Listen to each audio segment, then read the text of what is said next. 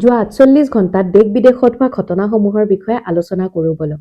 আজি গৃহমন্ত্ৰী ডাঙৰীয়াই মুকলি কৰিব বটদ্ৰৱা সাংস্কৃতিক প্ৰকল্প তথা শ্ৰীমন্ত শংকৰদেৱ আৱিৰ্ভাৱ ক্ষেত্ৰ। যদিও গৃহমন্ত্ৰী ডাঙৰীয়াই আজি এই প্ৰকল্প মুকলি কৰিব, কিন্তু ১ ফেব্ৰুৱাৰীৰ পৰাহে জনসাধাৰণে ইয়াত প্ৰৱেশ কৰিব পাৰিব। শ্ৰীমন্ত শংকৰদেৱ কলাক্ষেত্ৰৰ দ্বাৰা এই প্ৰকল্প পৰিচালিত কৰা হ'ব। ২০২১ চনত গৃহমন্ত্ৰী অমিত শ্বাহ ডাঙৰীয়াই এই প্ৰকল্পৰ নিৰ্মাণ কাৰ্যৰ শুভাৰম্ভ কৰিছিল আৰু তেতিয়াৰ পৰাই নিৰ্মাণ হৈ থকা এই প্ৰকল্পত আছে পৃথিৱীৰ ভিতৰত আটাইতকৈ ডাঙৰ গুৰু আসন, সত্ৰীয়া সংস্কৃতি প্ৰতিফলিত হোৱা বিভিন্ন কাৰুকাৰ্য খটোৱা অতিথি গৃহ, দেৱবাদ্য তালৰ আৰ্হিত কলাক্ষেত্ৰ, খোলৰ আৰ্হিত গৱেষণা কেন্দ্ৰ, নাওৰ আৰ্হিত কৌশল বিকাশ কেন্দ্ৰ, জাপিৰ আৰ্হিত নাটঘৰ ইত্যাদি। বিহাৰৰ ১৪ বছৰীয়া ক্ৰিকেট ছুপাৰষ্টাৰ বৈভৱ সূৰ্যবংশীক ৰাষ্ট্ৰপতি দ্ৰৌপদী মুৰ্মুৰ দ্বাৰা প্ৰধানমন্ত্ৰী বাল পুৰস্কাৰেৰে সন্মানিত কৰা হয়।